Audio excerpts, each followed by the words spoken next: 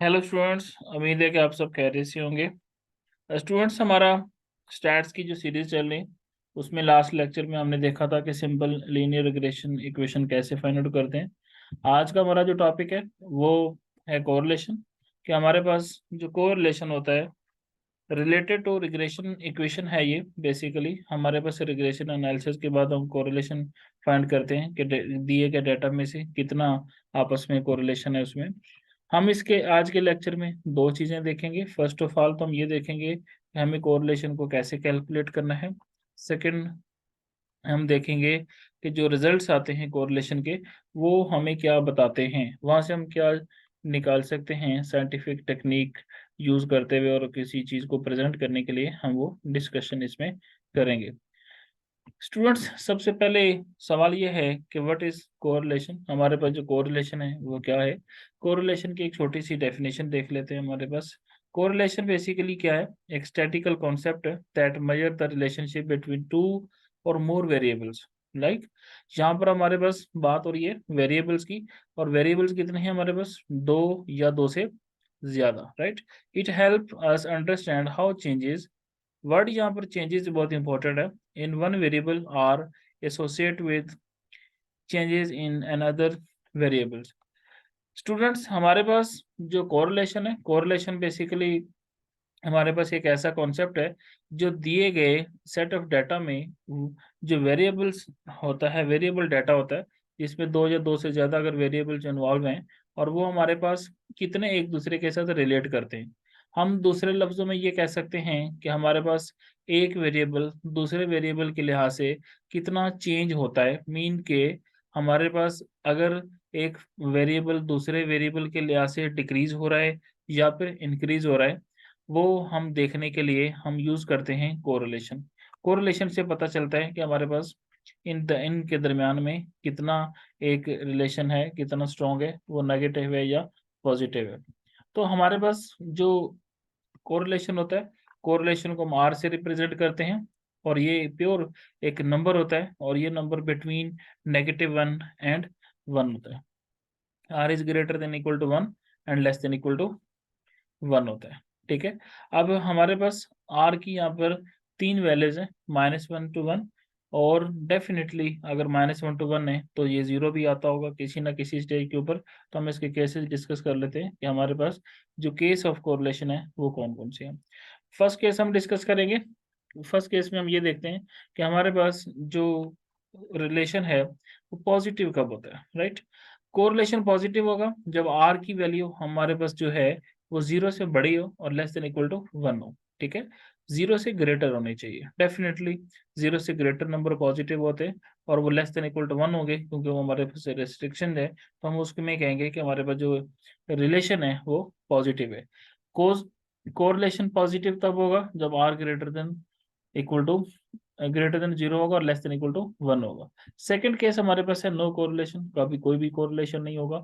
इन दोनों किसी भी दिए हुए डाटा सेट में कोई भी आपस में ताल्लुक नहीं है, एक दूसरे के ऊपर डिपेंड नहीं कर रहे इंक्रीजिंग या डिक्रीजिंग के लिए, then r is equal to zero होगा। केस थ्री में हमारे पास कोरिलेशन जो है वो नेगेटिव होगा। नेगेटिव कब होगा, जब आर जो है वो लेस देन जीरो हो और ग्रेटर देन इक्वल टू -1 हो। इट मीन्स के हम आसान लफ्जों में ये कह सकते हैं कि r is less than equal to zero, right. Less than equal to zero, sorry, less than to zero होगा, इक्वल इसमें चूंकि नहीं आएगा। अब हमारे पास थे केसेस ऑफ कोरिलेशन। कोरिलेशन में कितने केस बनते हैं, there are three types of correlation, या थ्री कोरिलेशन होते हैं हमारे पास। जब कभी एमसीक्यूज आ जाए और आपसे पूछ ले जाए कि कितने केस होते हैं कोरिलेशन के, तो आपको पता होना चाहिए कि तीन केस होते हैं। First one is positive, negative और नो कोरिलेशन। अगर आर जीरो है तो नो कोरिलेशन होगा। आर जो है वो less than equal to one one है तो हमारे पास पॉजिटिव होगा। अगर वो जो है वो r greater than equal to -1 है और लेस देन जीरो है तो हमारे पास नेगेटिव कोरिलेशन होगा। स्टूडेंट्स, हम इसको समझते हैं एक एग्जांपल की मदद से कि हमारे पास कोरिलेशन हमने जब मालूम करना है और उसको हम कैसे देखते हैं, कैसा हमारे पास डाटा होगा। तो हम इसे को एक्सप्लेनेशन के लिए कोरिलेशन की एक्सप्लेनेशन एक एग्जांपल की मदद से देखते हैं। एग्जांपल हमारे पास ये है कि suppose that the principal of college wants to know if there exists any correlation between grades in mathematics and grades in stats. Suppose that the selects a random sample of 9 students out of all those who take this combination of subjects. The following information is obtained. इस question की statement में ये पता चलता है कि हमारे पास ये कॉलेज के प्रिंसिपल अपने एक क्लास में से 9 स्टूडेंट्स को सिलेक्ट करते हैं, उन स्टूडेंट्स को जिन्होंने 2 सब्जेक्ट्स चूज किए होते हैं, या उनका ग्रुप होता है जिसमें मैथमेटिक्स और स्टैट्स होता है, राइट। अब हमने या हमारे प्रिंसिपल ने एक ग्रुप को सिलेक्ट किया और उस ग्रुप में जो टोटल नंबर ऑफ स्टूडेंट्स थे वो 9 थे, और उनका एक सैंपल लिया, उन्होंने देखा कि इनके जो ग्रेड्स हैं वो आपस में कितना रिलेट करते हैं। जैसा कि हम कहते हैं, अगर किसी बच्चे का मैथमेटिक्स अच्छा है तो वो स्टैट्स भी पढ़ सकता है, अगर मैथमेटिक्स अच्छा नहीं है तो स्टैट्स भी वो नहीं पढ़ सकता। इट मीन्स के stats is depends on mathematics. हमारे पास डाटा गिवन है, डाटा किस सूरत में गिवन है, हमारे पास स्टूडेंट्स हैं, हमारे पास 9 स्टूडेंट्स हैं, स्टूडेंट्स को हमने नाम दे दिया, स्टूडेंट नंबर 1 है ए, फिर बी है, फिर आपके पास स्टूडेंट सी है, स्टूडेंट डी है, ई है, एफ है, जी है, एच है और आई है। स्टूडेंट ए ने हमारे पास मैथमेटिक्स में जो मार्क्स लिए हैं वो 5 लिए, और स्टैट्स में जो मार्क्स लिए हैं वो 11 लिए। यहाँ पर 2 वेरिएबल है, एक वेरिएबल एक्स है और एक वेरिएबल वाई है। एक्स वेरिएबल मैथमेटिक्स के टोटल जो नंबर हैं 25 हैं, उसमें से उन्होंने जो मार्क्स ऑब्टेन किए हैं वो 5 किए हैं। तो x represent the marks of mathematics and y is represent the marks of stats. Students, हमारे पास बी के मार्क्स 12 हैं मैथमेटिक्स में और 16 हैं उसके स्टैट्स में से। सिमिलर उसने मार्क्स हासिल किए, और ये हमारे पास एक डाटा था 9 स्टूडेंट्स का मैथमेटिक्स में, सिमिलर 9 स्टूडेंट्स का स्टैट्स में। स्टूडेंट्स, हमारे पास डाटे को देख के भी लग रहा है कि मैथमेटिक्स के नंबर इंक्रीज हो रहे हैं, तो साथ साथ स्टैट्स के भी इंक्रीज हो रहे हैं। डाटा कहीं ना कहीं रिलेट करता है, हम इसको मैथमेटिकली देखेंगे कि ये कितना रिलेट करता है या इनमें कितना आपस में कोरिलेशन है, मिलता भी है या नहीं मिलता है, राइट। हम जब भी इस डाटा को देखें तो हमारे पास हम इसके स्कैटर डायग्राम बनाते हैं। स्कैटर डायग्राम का मतलब होता है कि हमारे पास जो सेट ऑफ एक्स होता है उसको मैक्स के लॉन्ग रिप्रेजेंट कर देते हैं, और हमारे पास जो सेट ऑफ वाई होता है उसको हम वाई के लॉन्ग रिप्रेजेंट कर देते हैं। तो हमारे पास ये सेट ऑफ डाटा था, हमने जो मार्क्स ऑफ स्टैट्स हैं उसको वाई के लॉन्ग हमने कर दिया, और जो एक्स के लॉन्ग मैथमेटिक्स के मार्क्स को हमने शो कर दिया।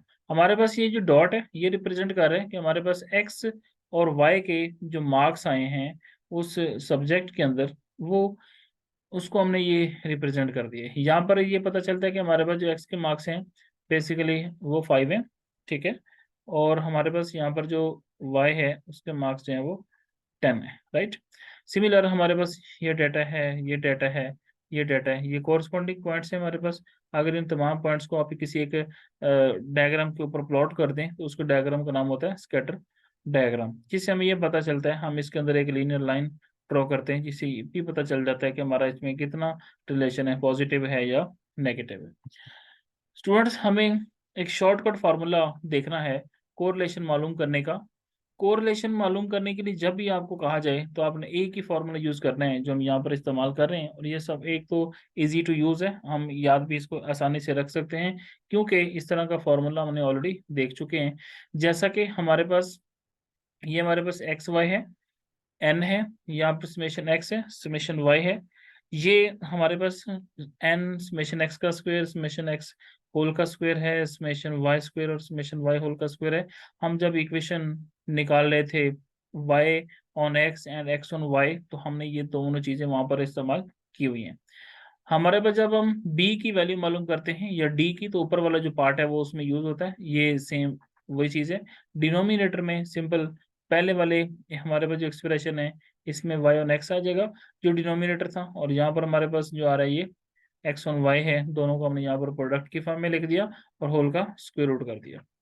स्टूडेंट्स, हमें पता है r जो है वो एक नंबर है -1 से +1 के दरमियान या उनके इक्वल। तो हम कैसे कैलकुलेट करते हैं, सबसे पहले हमारे पास जो डाटा गिवन था उस डाटा को हमने कैसे यूटिलाइज करना है वो हम देखेंगे। तो आपने जब भी मालूम करना होगा कोरिलेशन, तो सबसे पहला जो टारगेट है, जिस तरह हमने लीनियर रिग्रेशन इक्वेशन के लिए ये टेबल कॉन्सेप्ट कंप्लीट किया था, सिमिलर हमारे पास इसमें एक्स भी गिवन होगा, वाई भी गिवन होगा। आपने क्या करना है, आपने एक्स के स्क्वायर्स करने हैं। एक्स स्क्वायर मीन कि एक्स की पावर 2 लेंगे, हमारे पास 5 का स्क्वायर लें तो 25 आता है। वाई स्क्वायर है, वाई की वैल्यूज का स्क्वायर लेना है, 11 स्क्वायर 121 आता है। एक्स वाई है, एक्स को वाई से मल्टीप्लाई करते हैं, 55 आ जाएगा। ये आपने टेबल कंप्लीट करना है। टेबल कंप्लीट करने के बाद आपने ये जो एंड वैल्यूज हैं, ये बेसिकली सम है। इन तमाम वैल्यूज को अगर आप सम करें, इन दोनों को प्लस कर दें, तो हमारे पास वो बन जाता है 156। सिमिलर ये वाई की वैल्यूज का सम है, और ये हमारे पास एक्स स्क्वायर की वैल्यू का सम है, ये वाई स्क्वायर की वैल्यू का सम है, ये एक्स वाई की वैल्यू का सम है। तो हम क्या करते हैं, जब आपके पास ये टेबल कंप्लीट हो जाता है, आप उस टेबल में से वैल्यू निकालते हैं। फॉर्मूले में हमें एक एन चाहिए था, हम सबसे पहले एन निकाल लेते हैं। N basically number of values है। एक तो हमें क्वेश्चन की स्टेटमेंट में भी बताया गया था कि ये मार्क्स 9 स्टूडेंट्स के हैं। अगर नहीं बताया गया तो हम काउंट कर लेंगे, जैसा कि 1 2 3 4 5 6 7 8 और 9, where n is equal to 9। अब यहाँ पर जो एक्स की वैल्यू है सम है, हम इसको लिख लेते हैं। हमारे पास जो सम ऑफ एक्स है, ये हमारे पास है 156 है। फिर हम देखेंगे समेशन वाई, वो हमारे पास यहाँ पर ये वैल्यू समेशन वाई की है, तो 168 है। सिमिलर हम एक्स का स्क्वायर जो है, यहाँ पर ये एक्स का स्क्वायर है, इसका कॉलम है, तो ये वाली जो वैल्यू है ये समेशन ऑफ एक्स स्क्वायर है, तो ये हमारे पास है 3024। और फिर समेशन वाई स्क्वायर है, तो ये लास्ट सेकंड लास्ट कॉलम जो है वो ये वाई स्क्वायर का है, तो हम इसकी वैल्यू देख लेते हैं, 3294 है। फिर लास्ट में है summation x com dot y, ये लास्ट वैल्यू हमारे पास उसकी है, ये है 3109। आपने क्या करना है, जब ये कॉलम कंप्लीट कर लेंगे इस टेबल के, आपके पास दो पहले कॉलम तो गिवन होते हैं, नेक्स्ट तीन कॉलम्स आपने कंस्ट्रक्ट करना होते हैं, उसकी वैल्यूज आपने खुद से कैलकुलेशंस करनी है। स्टूडेंट्स, अगर ये तमाम कैलकुलेशंस अगर आप मेरे साथ साथ कर रहे हैं, तो आपके लिए भी थोड़ी आसानी हो जाएगी। आपने इस टेबल में से तमाम वैल्यूज को निकाल लेना है। आपने जैसा कि मैंने वैल्यूज लिखनी, आप भी ये तमाम वैल्यूज इसमें से लिख लो। इसके बाद हम फॉर्मूले में वैल्यूज पुट कर देते हैं। ये हमारे पास एक टेबल था जो हमने बना लिया, हमने यहाँ से वैल्यू निकाल ली। सबसे पहले हमने फार्मूला देखा, फार्मूला में हमारे पास जो जो चीज़ें रिक्वायर्ड है, हमें इसमें एन चाहिए था, एम निकाल लेंगे। समेशन एक्स डॉट वाई चाहिए, समेशन एक्स और समेशन वाई भी चाहिए। अब हम क्या करते हैं, इसमें से वैल्यू निकाल लेते हैं। सबसे पहले हमें एन गिवन था, एक्स भी गिवन था, वाई भी गिवन था। हमने क्या किया, एन की वैल्यू दिख रही, समेशन एक्स निकाल लिया, समेशन वाई चूंकि हमें चाहिए था, अब समेशन एक्स स्क्वायर भी चाहिए, हम summation x square, summation x y और समेशन वाई का स्क्वायर, ये तमाम वैल्यूज हमने इस टेबल में से निकाल ली हैं। अब जब तमाम वैल्यूज निकाल लेंगे, आप ये तमाम वैल्यूज फार्मूले में पुट कर देंगे। फार्मूले हमारे पास गिवन है, एन की जगह पर 9 आएगा, और ये समेशन एक्स डॉट वाई की वैल्यू है, समेशन एक्स और समेशन वाई है। यहाँ पर हमारे पास यहाँ पर ये स्टूडेंट्स यहाँ पर एक छोटी सी मिस्टेक हुई है। वो मिस्टेक्स ये है कि हमारे पास ये जो वैल्यू है ये बेसिकली 56 है, राइट। इसको आपको थोड़ा सा देखना है, ये हम इसको देख लेते हैं। हमारे पास 165 की जगह पर आपने लिखना है 156, राइट, 156। इसको आप थोड़ा चेंज कर लीजिएगा, लेकिन जो रिजल्ट्स हैं वो बिल्कुल एक्यूरेट है, ये कैलकुलेशन में बिल्कुल ठीक है। लेकिन यहाँ पर रिटर्न में गलती हुई है थोड़ी, हमारे पास ये आर आ गया। आर में ऊपर वाले एक्सप्रेशन का आंसर 196 आता है, नीचे वाले को जब आप मल्टीप्लाई कर लेंगे और मल्टीप्लिकेशन के बाद स्क्वायर रूट ले लें, तो हमारे पास आता है 224.5। डिवाइड करेंगे तो हमारे पास आता है 0.88, और हमारे पास ये नंबर जो है 0.88 जो है, ये डेफिनेटली ग्रेटर देन 0 है। और ग्रेटर देन 0 को हम करते हैं कि वो हमारे पास पॉजिटिव नंबर होता है, तो फिर हम यहाँ पर कहेंगे आर इज पॉजिटिव। स्टूडेंट्स, ये कैलकुलेशंस थी। जब भी आपने कोरिलेशन मालूम करना है, तो कोरिलेशन मालूम करने का सिंपल तरीका क्या है, आप टेबल बनाएं, टेबल में से तमाम वैल्यूज निकालें, ये फॉर्मूला गिवन है हमारे पास, फॉर्मूला लगाएं, फॉर्मूले में वैल्यूज पुट करें। लेकिन याद रखिएगा, कैलकुलेशंस का ख्याल करना है आपने। कैलकुलेशन में बहुत सारे बच्चे मिस्टेक्स करते हैं, स्टेप बाय स्टेप इसको करें। मैंने इसको एक ही स्टेप में किया है, लेकिन आप इसको 3 से 4 स्टेप्स में करें। जैसा कि पहले इन ऊपर वाली सिंगल वैल्यूज को मल्टीप्लाई कर लें, नीचे भी, फिर ऊपर वाले को माइनस कर लें, नीचे वालों को प्लस मल्टीप्लाई करके उनका स्क्वायर रूट ले लें, और 3 से 4 स्टेप एक्स्ट्रा हो जाएं। उससे बेहतर है कि आपका क्वेश्चन सॉल्व ठीक हो जाएगा। ये हमारे पास थोड़ा सा कॉन्सेप्ट था आर निकालने का। अब आर चूंकि हमारे पास आ चुका है, आर हमारे पास पॉजिटिव है, अब हम इसको इंटरप्रेट कर लेते हैं कि हमारे पास रिजल्ट क्या शो कर रहा है। रिजल्ट में ये शो कर रहे हैं there exist a strong positive linear correlation, चूंकि हमने पढ़ चुके हैं कि हमारे पास अगर आर पॉजिटिव आ जाता है, 0 से ग्रेटर देन आ जाता है, लेस देन इक्वल टू 1 आ जाता है, या इक्वल टू 1 आ जाता है, तो हमारे पास जो रिलेशन होता है वो पॉजिटिव होता है। अब चूंकि पॉजिटिव हमारे पास है, हमने स्ट्रॉन्ग पॉजिटिव इसलिए कह दिया है क्योंकि ये नियरेस्ट टू 1 है, ठीक है। और between marks in mathematics and stats for these 9 students who have been taken into consideration. जब आपके पास क्वेश्चन आएगा, क्वेश्चन में सिर्फ ये वर्ड भी लिखा होगा कि इंटरप्रेट द रिजल्ट्स, तो फाइनली जब आप आर मालूम कर लेंगे, आर के बाद आपने ये सिर्फ एक स्टेटमेंट लिखना होती है, बताना होता है कि जो गिवन डाटा है वो स्ट्रांगली नेगेटिव है, वो पॉजिटिव है, ठीक है। और अगर वो पॉजिटिव है तो आपने बता देना है कि वो पॉजिटिव है, अगर वो नेगेटिव है, 0 से लेस देन नंबर है, तो वो हमारे पास नेगेटिव होगा। स्टूडेंट्स, ये डाटा चूंकि पॉजिटिव है, हमारे दरमियान में ये कहा जाता है कि अगर किसी बच्चे की मैथमेटिक्स अच्छा है तो स्टैट्स भी डेफिनेटली उसका बेहतर होता है, बेहतरीन होता है। अगर किसी बच्चे को मैथमेटिक्स नहीं आता तो उसको स्टैट्स में भी मुश्किलात का सामना करना पड़ता है। तो साबित हुआ इस साइंटिफिक टेक्निक से कि जो मैथमेटिक्स है,